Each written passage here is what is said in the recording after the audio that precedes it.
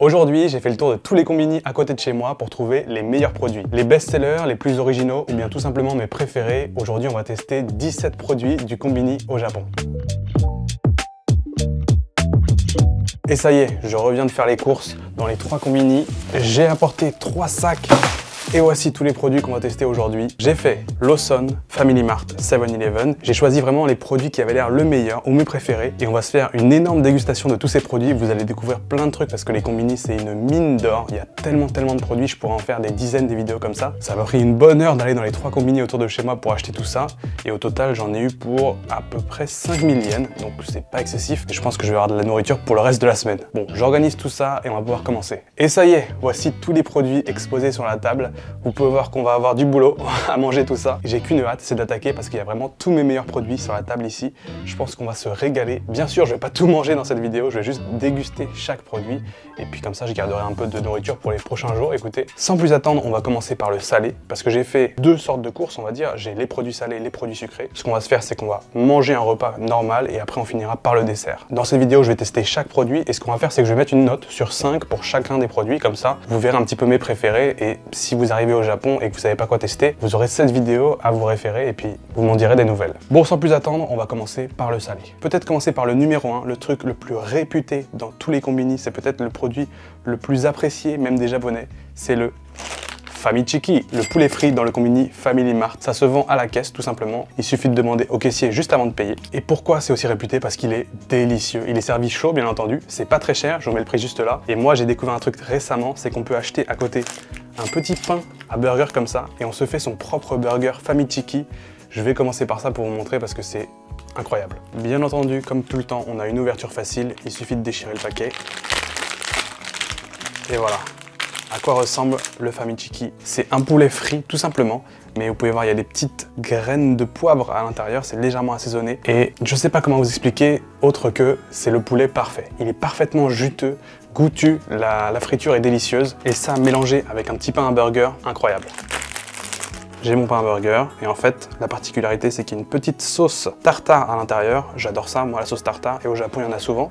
On n'a plus qu'à assembler les deux, mettre le Famichiki dans le burger, on referme et voilà, le Family Burger. Je vais pouvoir le découper en deux pour vous montrer l'intérieur. L'avantage de déguster à la maison, c'est que je peux vous faire des beaux plans sur les produits.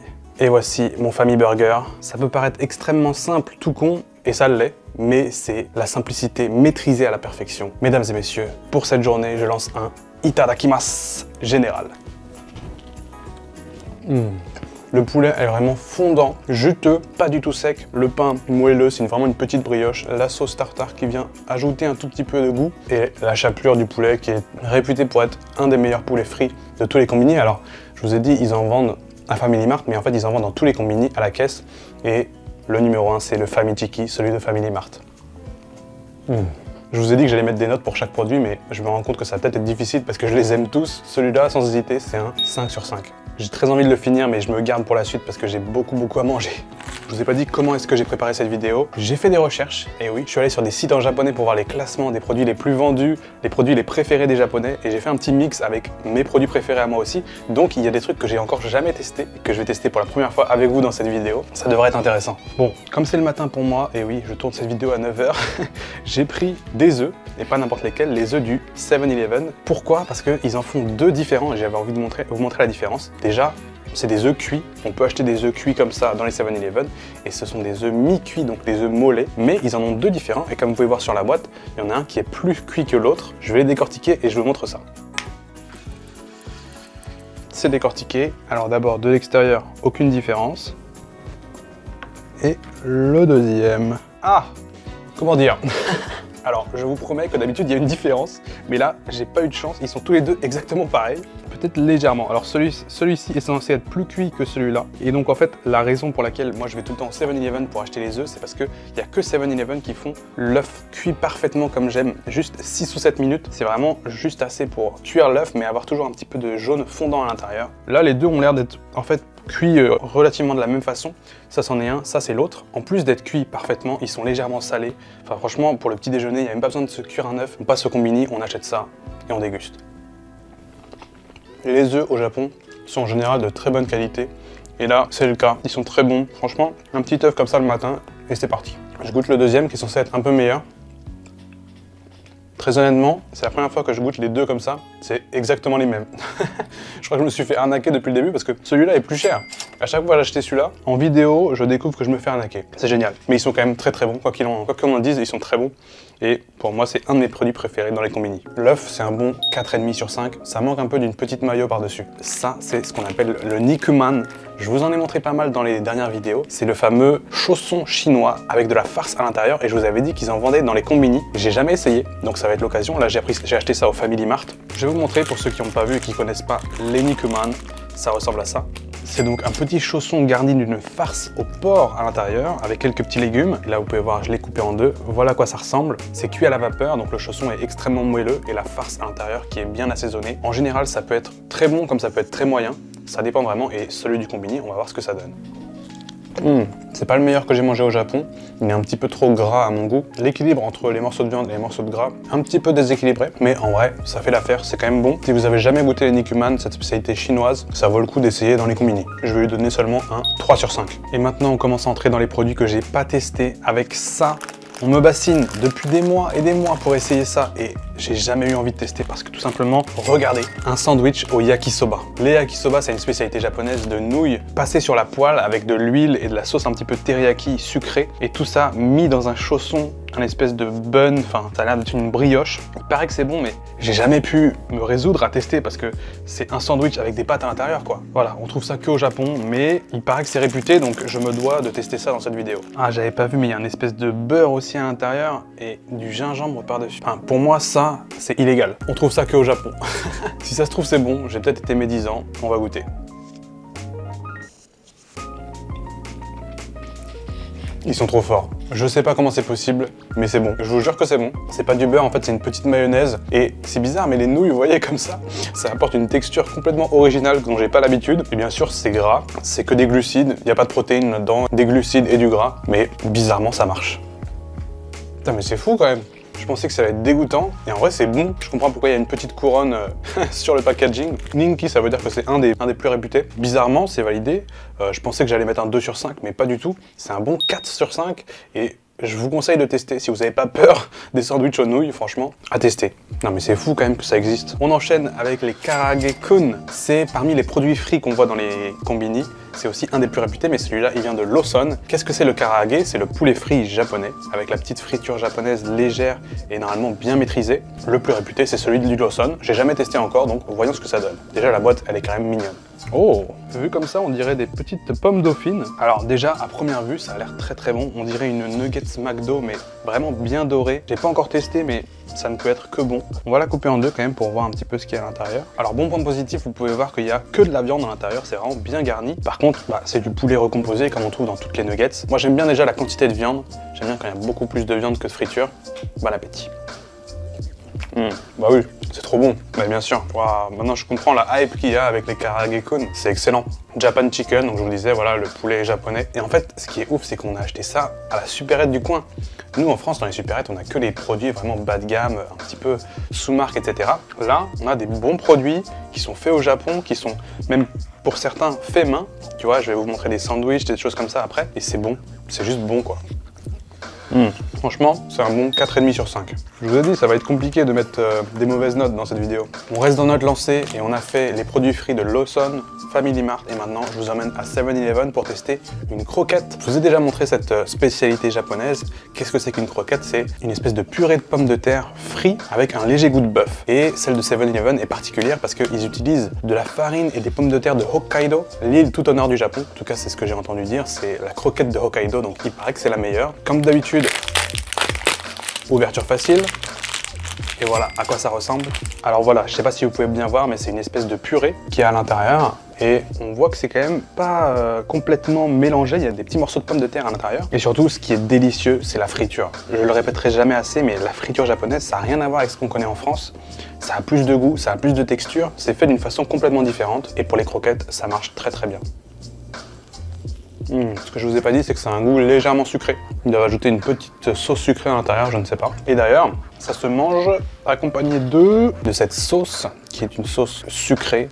Comme d'habitude, ils adorent les sauces sucrées au Japon. Voilà, sauceux, et c'est un petit peu une sauce légumes, j'ai l'impression. Légumes sucrés qu'on rajoute par-dessus la croquette. Moi, je suis pas fan de cette sauce, mais à tester si jamais vous êtes au Japon et que vous testez les croquettes. Pour moi, ça, c'est un bon 4 sur 5. Tout ça, c'est bien bon, mais là, on a fait tous les produits un petit peu frits. Mais qu'est-ce qu'il y a d'autre si on veut manger plus sain dans les combini? Je vous l'ai pas dit, mais le truc le plus vendu dans les combini, c'est les onigiri. Les fameuses boules de riz japonaises en forme de triangle. Et parmi tous les onigiri, celle qui est numéro 1, c'est bien entendu l'onigiri thon mayonnaise, qui est mon préféré, mais c'est aussi le préféré des Japonais, parce que j'ai vu d'après les listes sur internet, c'est le plus vendu. Je vous l'ai déjà montré plusieurs fois, mais on va quand même regoûter parce que c'est un onigiri thon mayonnaise, quoi. J'ai vu qu'en France, maintenant, vous pouvez en acheter. Par contre, ça coûte 3,50 €, 4 €. Ici, c'est 90 centimes. Mais bon, le prix du billet d'avion, tout ça, tout le monde ne peut pas venir au Japon, donc si jamais, en France, vous pouvez en trouver également. Je sais pas s'ils sont aussi bons, parce que j'en ai jamais testé. La prochaine fois que je viens en France, j'essayerai. Mais il n'y a pas que ça. L'onigiri qui arrive à la 2e position, juste après celui-là, c'est l'onigiri au saumon, un petit peu premium comme ça, dans un emballage tout à fait magnifique. Et celui-là, je l'ai jamais goûté, en l'occurrence. Et donc, on va le goûter, on va voir ce que ça vaut. C'est 2 onigiri. Alors, si vous avez l'habitude de regarder mes vidéos, vous savez, mais l'onigiri, pour l'ouvrir, il y a 3 petites languettes à tirer. On commence par la 1, la 2 et la 3.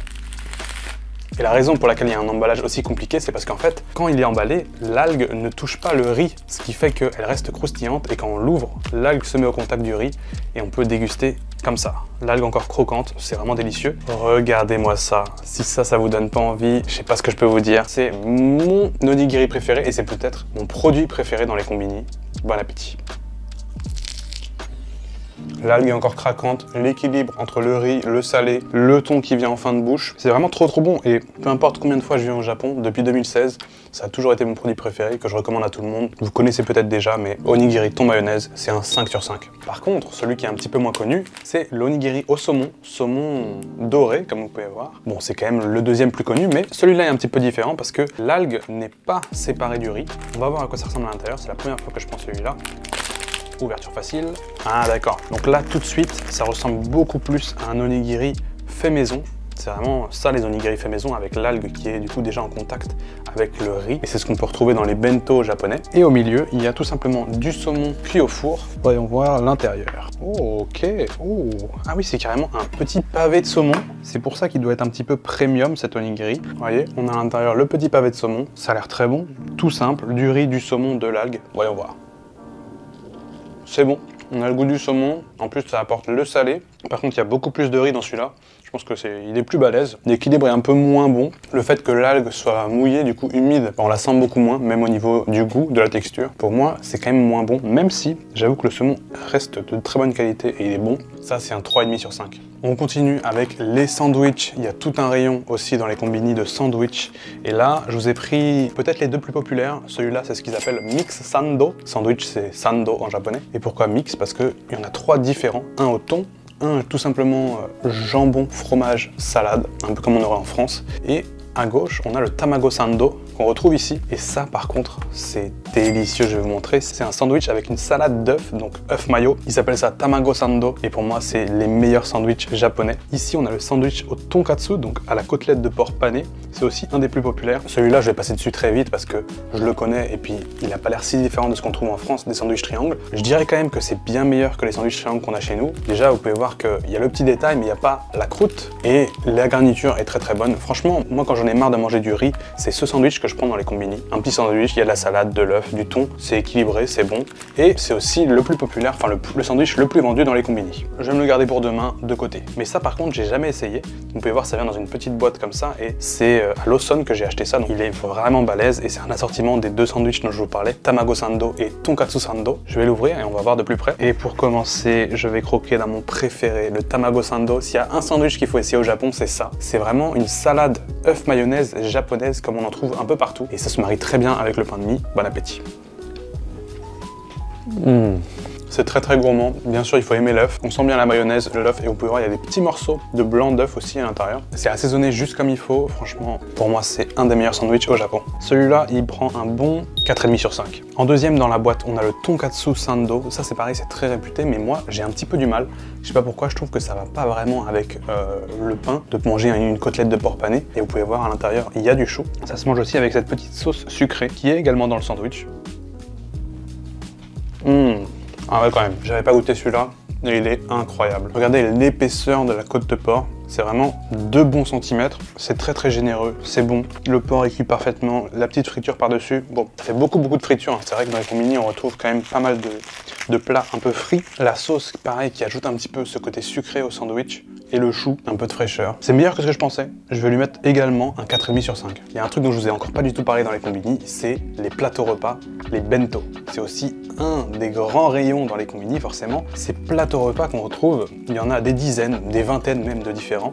Et j'ai regardé sur le classement japonais du bento, le plus populaire. Et c'est celui-là que j'ai trouvé, le bento au chicken nanban, ça s'appelle. C'est donc une spécialité japonaise qui consiste tout simplement, encore une fois, de poulet frit avec une sauce tartare. Et là, sur le côté, on a un bol de riz. Et c'est ce qu'on appelle des donburi 3 couleurs. Pourquoi 3 couleurs? Parce qu'il y a de la verdure, du jaune d'œuf et de la viande hachée. Pour un bento le midi, ça se présente comme ça. Ça se réchauffe, bien sûr, 2 minutes au micro-ondes et c'est parti. On peut manger un repas assez frais, plutôt bon. Et celui-là, c'est le plus populaire. Alors, je vais pas le déguster aujourd'hui, je vais me le garder pour demain, je pense. Mais je voulais quand même vous montrer ça parce que c'est le bento numéro 1 dans les combini. On arrive enfin à la fin du salé de notre repas, c'est les ramen. Et en plus d'avoir un rayon énorme de cup noodles, ils ont aussi un rayon avec des vrais ramen dans les combini. Et c'est la première fois que je teste ça.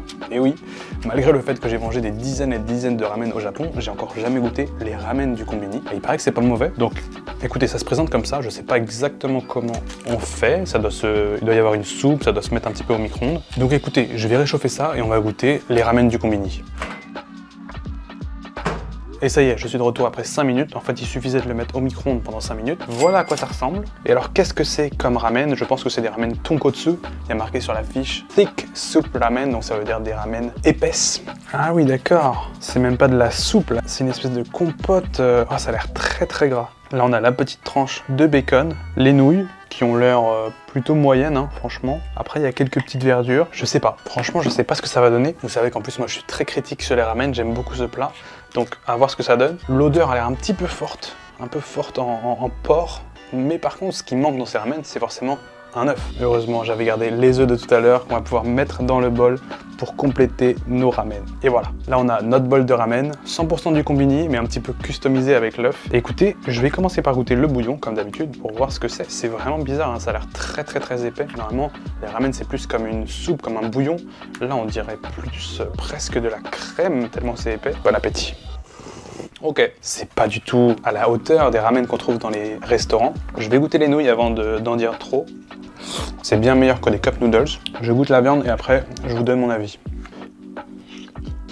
Bon, j'étais un peu curieux de savoir si ça valait le coup d'acheter ce genre de ramen dans les combini. Et très clairement, non. D'un côté, il y a les cup noodles, c'est quasiment pas des ramen, les nouilles instantanées. De l'autre, il y a les ramen dans les restaurants, c'est excellent, ça peut être divin. On va dire, si les cup noodles, c'est 1 sur 10, et les vrais ramen dans les restaurants, c'est 10 sur 10, ça, c'est du 2 sur 10. C'est meilleur que des cup noodles, que des nouilles instantanées, mais c'est très loin des vrais ramen qu'on trouve dans les restaurants. Pour le prix que j'ai payé, 650 yens, c'est exactement le prix que j'aurais pu payer dans un restaurant de ramen. Franchement, ça n'a aucun intérêt. Bah pour le coup, c'est peut-être le seul produit de la vidéo qui va pas avoir la moyenne. Ça, c'est un 2 sur 5. Déçu. Heureusement qu'il y a l'œuf pour relever le niveau. J'ai fini enfin tous mes produits salés. J'espère que la vidéo va pas être trop longue parce que ça fait déjà 1 heure que je tourne. Mais surtout, elle est pas finie parce que j'ai toute une catégorie de desserts que j'ai acheté et ça s'annonce également très bon. Au dessert. Et voilà, tous les desserts que j'ai pour aujourd'hui. J'en ai beaucoup, je vais pas tout manger, on va juste goûter chaque dessert. Et on va commencer par l'éléphant dans la pièce, comme ils disent en anglais. Le truc le plus japonais, j'ai envie de dire. Un sandwich aux fruits. Et oui, ça existe. Et personnellement, j'ai jamais goûté. Pourtant, je l'ai vu un nombre incalculable de fois dans les combini. Ça m'a toujours intrigué, mais en même temps, ça m'a jamais vraiment donné envie. Voyons voir ce que ça donne. Celui-ci est au kiwi, fraise, ananas, dans un sandwich avec de la crème chantilly. Ouh, déjà, ça sent un petit peu les fruits qui ont fermenté. Hein. C'est pas la meilleure odeur, mais par contre, c'est très instagrammable, c'est très joli. On leur donnera ça. On va tout de suite goûter pour voir si ça vaut le coup. c'est pas mauvais, c'est pas vraiment bon non plus. Les fruits sont pas très frais, ça se sent. Il y a la crème chantilly qui masque un petit peu le fait que les fruits soient pas très frais. Le pain, c'est exactement le même que les autres sandwichs. Je peux comprendre que ça ait du succès, mais moi, c'est pas vraiment ce que je préfère. Je préfère manger un fruit tout simple. Ça, c'est pour moi la moyenne, 2,5 sur 5. On enchaîne avec un petit chou à la crème. Ça nous vient tout droit de Lawson. Lawson qui sont très réputés pour leurs desserts également. Ils ont leur propre marque. En fait, chaque combini a sa propre marque. C'est vrai que j'ai pas précisé, mais chaque combini a sa marque. Ici, c'est Uchi Café. Et on a la marque de 7-Eleven et la marque de Family Mart. Ici, voilà, Family Sweets. Et donc, pour ce deuxième dessert, je vais tester un chou à la crème de chez Lawson. Et celui-là, en l'occurrence, je l'ai vu passer dans certains tops des meilleurs desserts au Japon, donc je l'ai jamais goûté, on va voir ce que ça vaut. Cream Puff Milk Cream with Hokkaido Fresh Cream. Encore une fois, c'est de la crème qui vient de Hokkaido, la région tout au nord du Japon. Voilà à quoi ça ressemble. Au premier abord, pas grand chose. On va le couper en deux pour voir ce qu'il y a à l'intérieur. Oh waouh! En le coupant, déjà, je peux vous dire que c'est extrêmement moelleux. J'ai un peu du mal à le couper avec le couteau. Oh! Regardez-moi ça, la crème dégoulinante. Waouh! C'est une texture très bizarre parce que c'est extrêmement moelleux. Ça a l'air délicieux. On dirait presque un mélange entre du lait, de la crème, un espèce de kiri, et le pain tout autour a l'air très moelleux. Goûtons pour voir. C'est très bon, ça me fait penser un petit peu au flan, ça a ce goût un petit peu de flan qu'on retrouve chez nous. La crème est très légère, le pain c'est pareil, c'est vraiment une brioche mais à peine cuite en fait, presque crue. Vous pouvez voir, on ressent encore la pâte. Il y a beaucoup de trucs comme ça au Japon qui sont à peine cuits, des brioches à peine cuites, du pain à peine cuit, là c'est le cas. Franchement c'est pas mauvais, je vais goûter un petit morceau. Et je me demande si c'est pas fait à base de farine de riz en fait. Parce que ça a un peu le goût de mochi. Mochi, je vous ai déjà montré, c'est ce gâteau de riz. Et je me demande, parce que ça a un peu ce goût-là, si c'est pas fait à base de farine de riz. C'est pas mal. Ça vaut bien un 3,5 sur 5. On enchaîne chez 7-Eleven. En ce moment, c'est la période des sakura, des cerisiers en fleurs. Ça va arriver d'ici quelques semaines ici au Japon. Mais les magasins sortent toujours des produits sakura un peu avant. Et donc, c'est toujours rose comme ça. Et 7-Eleven, ils sont sortis un yaourt, j'ai l'impression. C'est carrément goût sakura, donc c'est censé être goût cerisier. Je sais pas ce que ça veut dire, ils appellent ça un milk pudding, donc c'est un espèce de flan en fait. Et j'ai plus pris ça pour la rigolade parce que c'est rose quoi, c'est sakura. Je suis pas sûr que ce soit délicieux, mais je peux être surpris. Ouvrons-le et dégustons. Ce serait vous mentir de dire que ça sent le cerisier. Ça sent plus le chocolat blanc et le sucre industriel. J'ai peut-être une petite légère odeur de cerise. Ça m'étonnerait pas que ce soit la cerise en fait. Waouh, c'est extrêmement crémeux. Il y a un petit coulis en fait entre la crème du dessus et le yaourt qui est en dessous. Oh non, je vois ce qu'ils ont essayé de faire. Je pense que certaines personnes peuvent aimer, mais moi c'est pas du tout mon goût. C'est un mélange chocolat blanc et cerise en effet. Je sais pas si vous voyez le goût un petit peu artificiel des cerises qu'on peut retrouver dans les bonbons. C'est ça avec du chocolat blanc. C'est très sucré et le goût est pas incroyable. 20 grammes de sucre dans un petit pot comme ça. Ouais. Ça se ressent. Franchement, c'est pas fou. Parce qu'il y a la couleur sympa, je vais lui mettre la moyenne, 2,5 sur 5. Je passe sur un truc au chocolat parce que moi, c'est quand même ce que je préfère, le chocolat. Et c'est pareil que tout à l'heure, c'est un espèce de petit chou. Celui-là, j'ai trouvé à 7-Eleven. Ils appellent ça Choco Nama Sando, c'est-à-dire le sandwich de chocolat cru. Whipped cream. Avec de la whipped cream, donc avec de la chantilly. Ouvrons-le.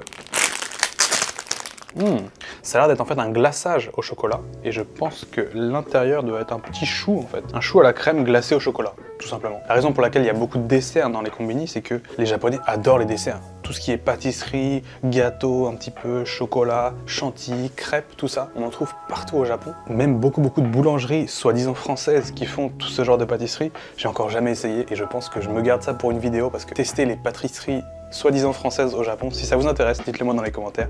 Ça peut être très drôle. En tout cas, on va tester notre chou à la crème version chocolat. Vous savez à quoi ça me fait penser? Ceux qui ont la ref, les Kinder Pingui. Je sais pas si ça existe encore, mais quand j'étais petit, il y avait ce genre de Kinder enrobé de chocolat. C'est exactement ce à quoi ça me fait penser. Ça doit être similaire en fait. Allez, je vais croquer, on va voir ce que ça vaut. Oh, ça c'est délicieux. Le goût du chocolat est très présent malgré le fait que ce soit une très fine couche. L'intérieur extrêmement moelleux, ça se désintègre dans la bouche. C'est vraiment... Je vous faisais l'analogie du chocolat Kinder Pingui. C'est ça, mais en meilleur. C'est très bon. C'est surprenant parce que quand tu croques à l'intérieur, au début c'est un petit peu dur, t'as la pellicule de chocolat, et dès que tes dents passent la pellicule de chocolat, ça se désintègre très vite, et en fait ça fond d'un coup dans la bouche. Ça c'est une très bonne découverte, un bon 4,5 sur 5. Avant-dernier dessert de cette vidéo, avant-dernier produit, c'est cette crêpe à la fraise. C'est un produit saisonnier, ils sortent ça que en hiver. C'est un truc que je vous ai pas dit, mais en fait il y a beaucoup de produits saisonniers dans les combini, ça en fait partie. Et que dire de plus que c'est une crêpe avec de la fraise, de la chantilly, très japonais aussi comme dessert. Ça j'ai déjà testé, c'est très bon et je vais vous montrer. Déjà, regardez, on l'ouvre comme ça et il y a un petit film plastique pour venir la prendre sans se tacher les doigts. Là, je suis en train de faire une overdose de crème chantilly, mais c'est très bon. Ça a le goût de la fraise, il y a un petit coulis de fraise à l'intérieur encore. Les crêpes au Japon, c'est en fait la garniture qui est bonne. La crêpe en elle-même, elle n'a pas vraiment de goût, c'est une crêpe basique, pas vraiment sucrée. Mais ce qu'ils mettent à l'intérieur en général, c'est ça qui est très bon. Et ça, franchement, c'est réussi. Moi, je prends ça des fois en dessert, dans le combini qui est juste à côté de chez moi. Et ça fait toujours plaisir. Je sais pas où ils se procurent les fraises. Je pense que c'est pas les fraises les plus fraîches, c'est plus vraiment la saison. Mais ça passe. Pour moi, ça c'est un bon 4 sur 5, solide. Et enfin, pour finir ces 17 meilleurs produits du combini, d'ailleurs il y en avait un peu plus, je sais pas si vous avez compté, je vous ai gardé un des meilleurs pour la fin, c'est ce fameux roll cake. J'ai encore jamais testé, mais c'est le numéro 1 dans les classements pour les Japonais. Quand les Japonais demandent le meilleur dessert dans les combini, c'est ce gâteau-là. Qu'est-ce que c'est? Je ne sais pas, c'est marqué roll cake, donc c'est-à-dire un gâteau qu'on enroule, peut-être un peu comme une bûche, avec de la crème chantilly à l'intérieur. Ça a l'air très basique, mais en même temps, je me dis qu'ils maîtrisent bien les basiques ici au Japon, donc ça a toutes les chances d'être délicieux. C'est dans une petite barquette, comme ça, avec un film plastique. Tout est toujours emballé très proprement au Japon. Et là, ça ne fait pas exception. Voici là à quoi ça ressemble le roll cake. Roll cake, comment ils disent en japonais? Roll cake. Écoutez, je vais être très sévère parce que j'en ai entendu trop de bien pour être gentil. Ça a intérêt d'être excellent, d'être à la hauteur de mes attentes. Déjà, comment ça se mange? Ça a l'air très compliqué. Je l'ai pris à la main. Oh, ça se désintègre. Allez, je vais lâcher un croc. C'est en fait exactement ce à quoi on pourrait s'attendre. Une crème chantilly au milieu, un biscuit un peu sec sur le tour, ça n'a rien d'incroyable et pour moi c'est très loin d'être le numéro 1, il y a des desserts qui étaient bien meilleurs. Je sais pas, peut-être que j'ai pas les mêmes goûts que tout le monde, mais pour moi ça c'est pas du tout en haut de mon classement. Ça passe à peine la moyenne avec un 2,5 sur 5. Ok, c'est bon, mais je suis sûr qu'il y a plein de trucs meilleurs. Et voilà, c'était 17 produits du combini, j'espère que ça vous aura plu. Là j'ai de quoi manger pour la semaine et aujourd'hui c'est bon là. Il est 11h, j'ai fini ma vidéo et je crois que j'ai fini de manger pour la journée. J'en peux plus. J'ai très bien mangé. On a goûté quand même des produits qui étaient délicieux, sachant que ça vient d'une supérette juste à côté. Que dire de plus? J'ai à peine effleuré la surface parce que là, j'ai fait un petit peu les bento, les plats à manger le midi et aussi les desserts, mais j'ai pas parlé des boissons, j'ai pas parlé des cafés, j'ai pas parlé des glaces, des plats surgelés, des chocolats. Mon rayon préféré. Il y a tellement de contenu à faire sur les combini, donc si ça vous intéresse, dites-le moi dans les commentaires, je vous ferai d'autres vidéos. En tout cas, j'espère que vous aurez appris 2-3 trucs et surtout, j'espère que la vidéo vous aura donné faim. C'est le but un petit peu de cette chaîne YouTube, c'est de vous divertir et en même temps de vous donner faim avec ce que je mange ici au Japon. Si vous n'êtes pas encore abonné à la chaîne, n'hésitez pas à le faire pour être notifié des futures vidéos. Quant à moi, je vous dis portez-vous bien et à la prochaine. Ciao!